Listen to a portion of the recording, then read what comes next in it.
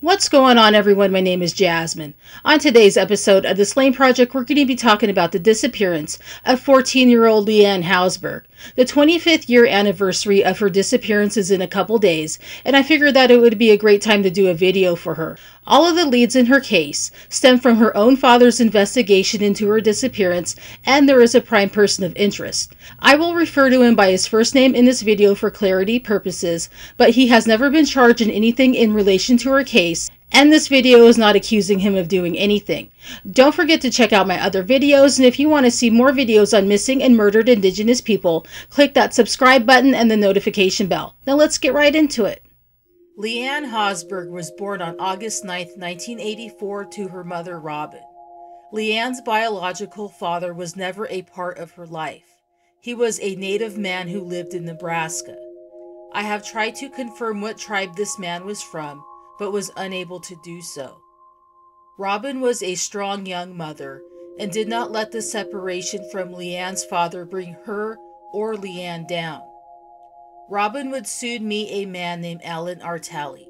They both fell in love with each other and soon married in February 1986. The couple settled as a family in Brooklyn, New York, and had a set of fraternal twins. They named the baby girls Nicole and Danielle.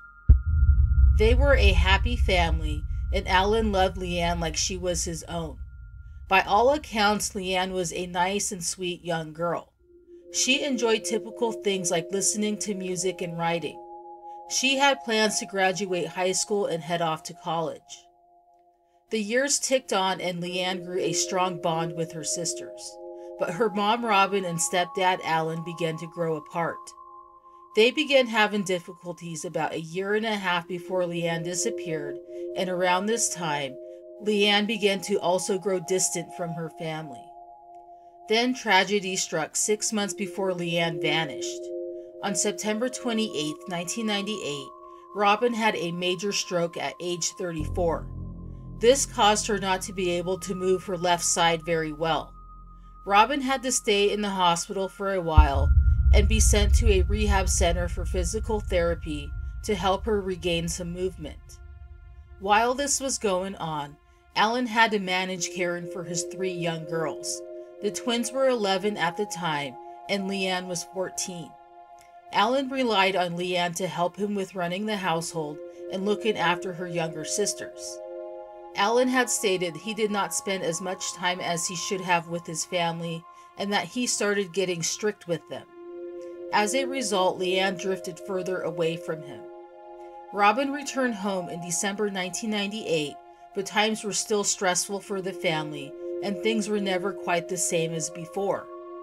Leanne felt a lot of stress, and she wanted to be a normal teenager without a lot of responsibilities.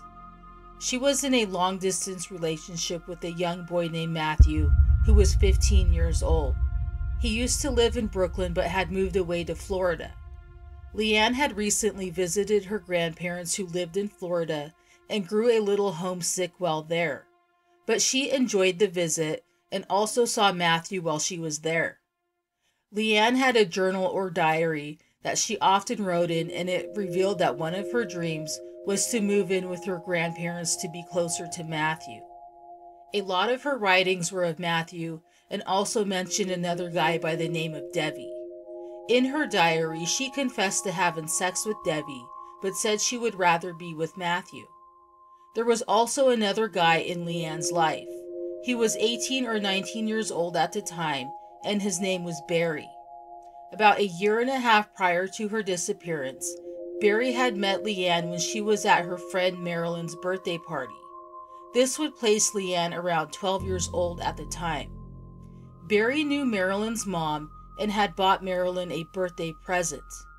It was a watch, and Barry had also brought extra watches to gift to Marilyn's friends at the party. Leanne had received a watch, and when her parents found out, they made her return it to Barry. They felt that it was inappropriate for him to give it to her, and she reluctantly returned it.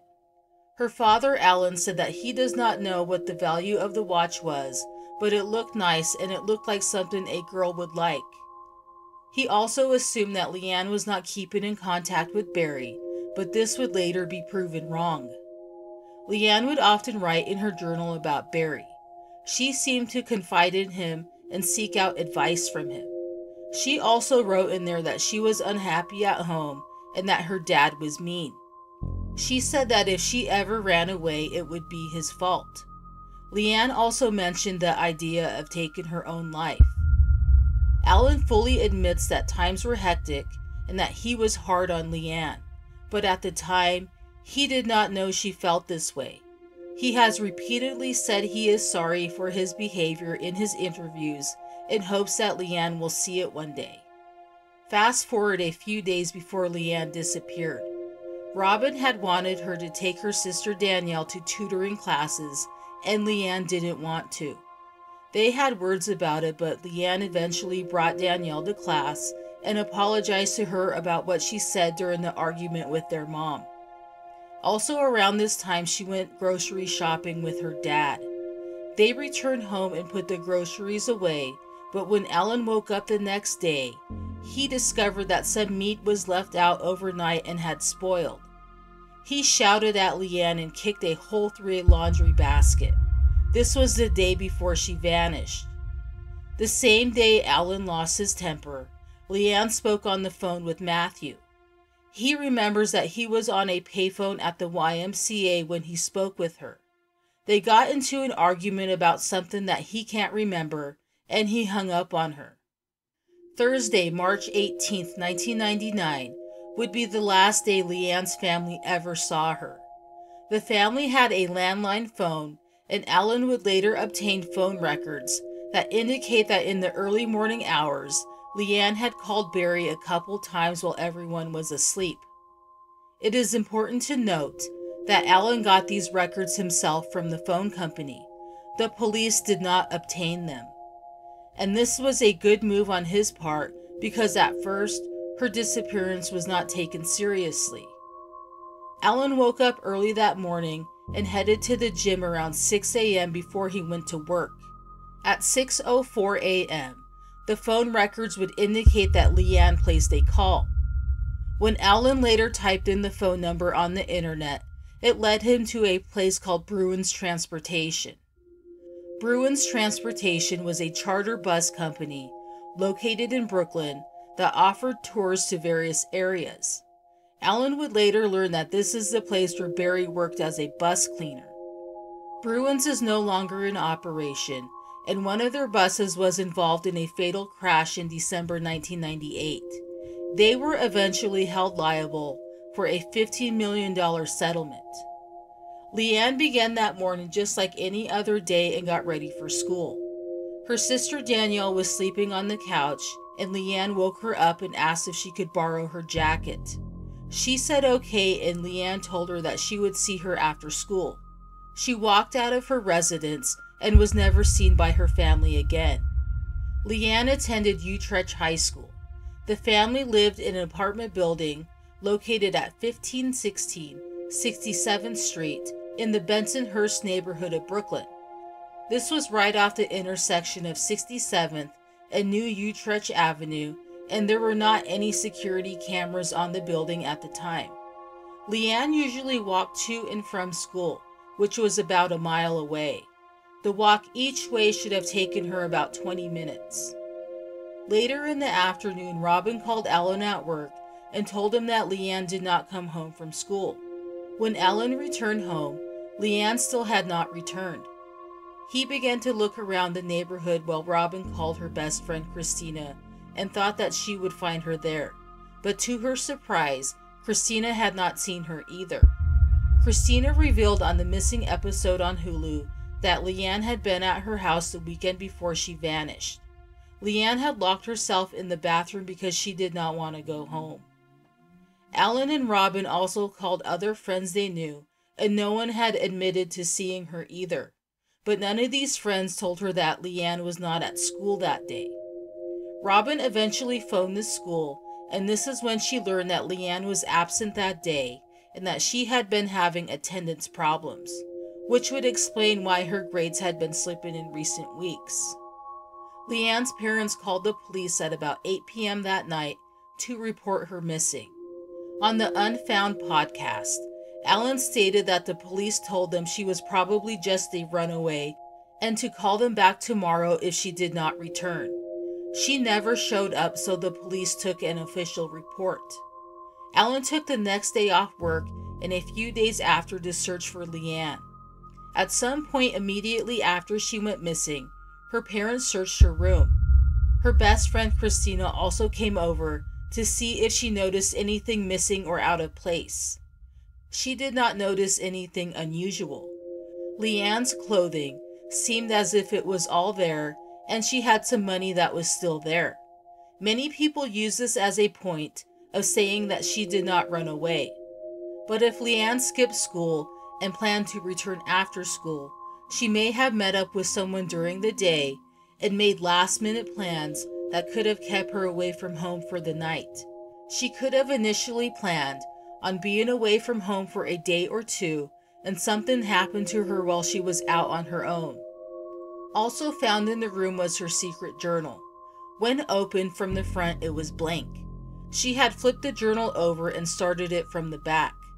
This is when her family learned of her sexual relationship with Debbie and her desire to move to Florida to be with Matthew. She also wrote a lot about Barry in the journal. Alan had stated that it didn't seem like he was her boyfriend and that she seemed to turn to him for advice. I had mentioned earlier that phone records indicated that Leanne had called Barry in the early morning hours on the day she went missing. She had argued with her mother, father, and boyfriend in the days leading up to her disappearance. It is possible that she could have reached out to Barry to discuss her problems at home. Her father, Alan, eventually contacted a taxi service company near his home called Strictly Car Service. He showed a picture of his daughter, and the dispatcher told him that Leanne looked like a girl that was taken to the intersection of Alabama and Liberty Avenues at about 9:30 a.m. the morning she was last seen. The dispatcher also said that the girl taken to this location did not pay for the taxi fare, and that a person at the drop-off location assumed responsibility for it.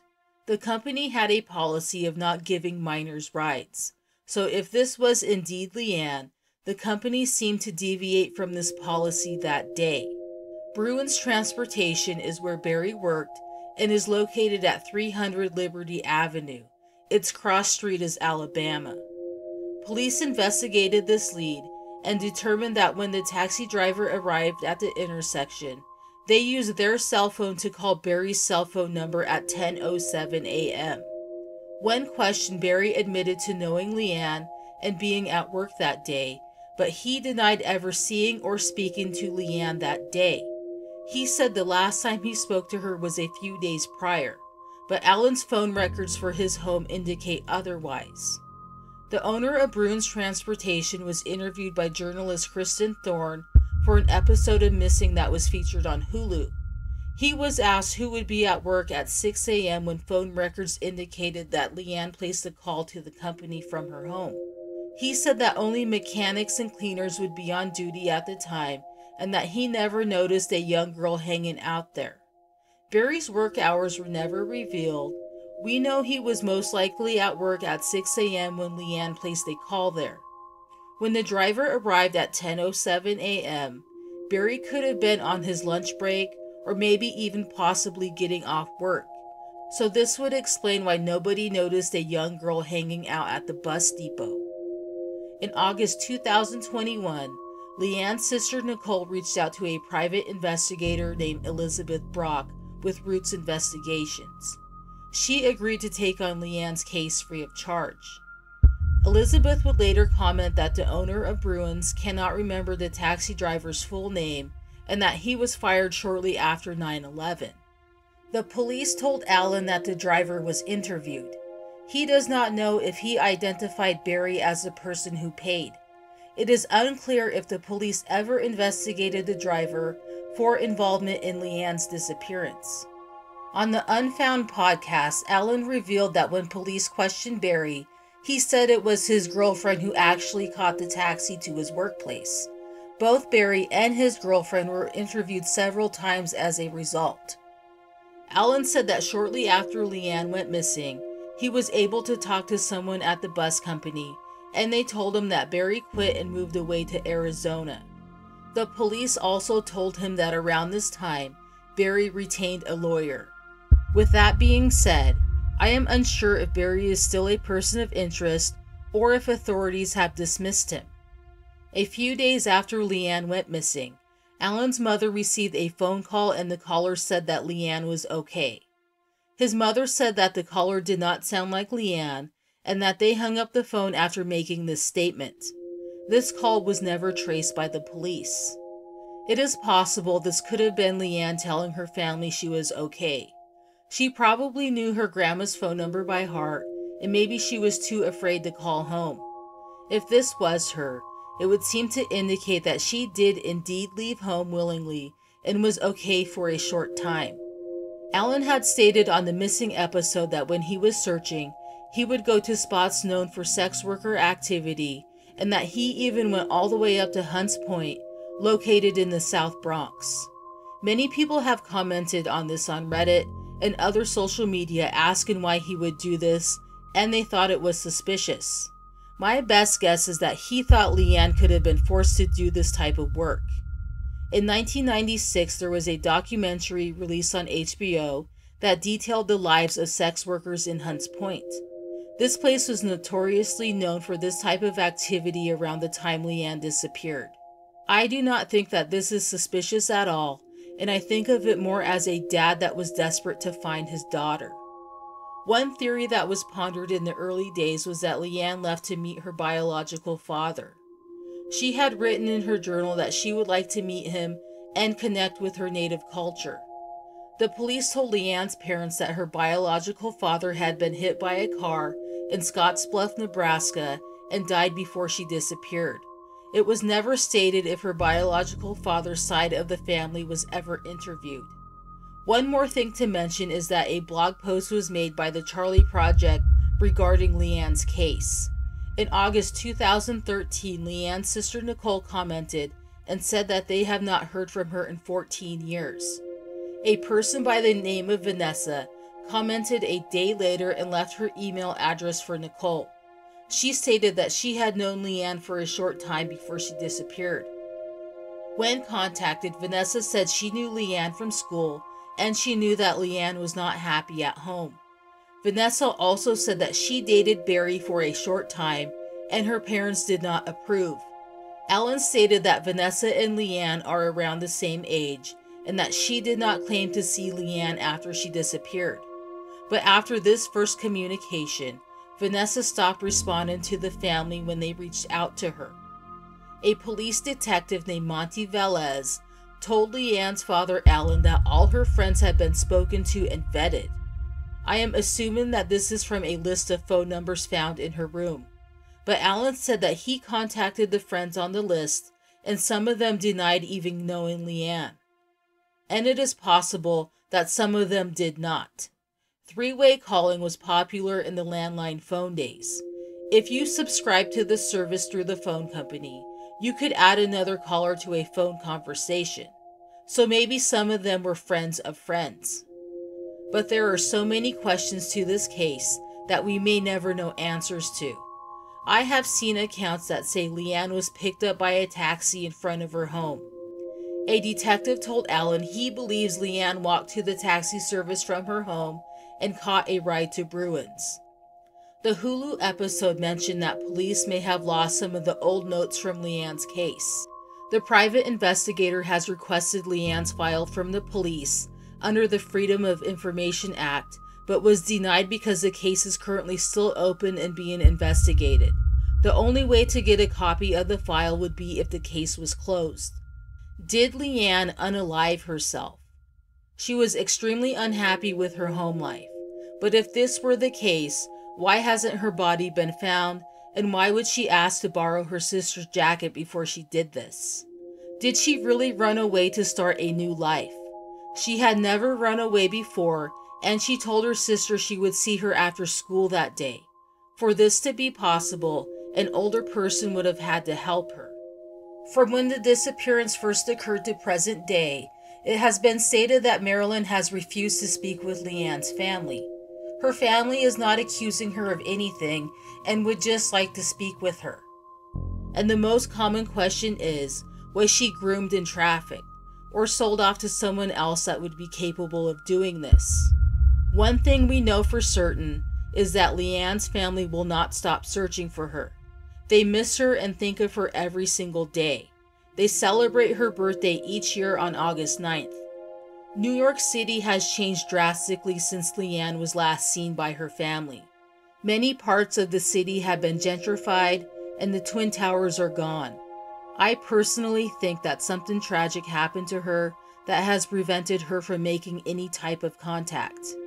Leanne was last seen wearing a black and red first down bubble jacket, a blue t-shirt, jeans, and blue Timberland boots.